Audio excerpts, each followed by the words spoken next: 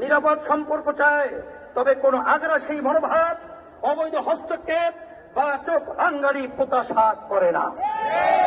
বাংলাদেশের হিন্দু, বৌদ্ধ, খ্রিস্টান, উপজাতি, ক্ষুদ্র নৃগোষ্ঠী এবং মুসলমান সকলে মিলেই আমরা বাংলাদেশী। এই দেশ আমাদের সকলের, ধর্ম বর্ণ নির্বিশেষে সকলের জানমালের নিরাপত্তা নিশ্চিত করা এবং সবার জন্য সমান সুযোগ ও মর্যাদা প্রদান করা আমাদের রাজনৈতিক অঙ্গীকার।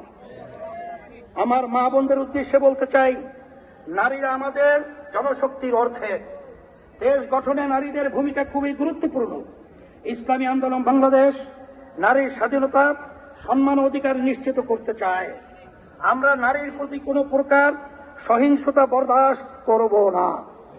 নারীকে পণ্য বানাতে দিব না। নারীর প্রকৃত মর্যাদা সমুন্নত করাই আমাদের পবিত্র দায়িত্ব। ভাইরা আমার, এ মহাসমাবেশ থেকে আমরা ফিলিস্তিনি জনতার প্রতি সমর্থন ঘোষণা করছি।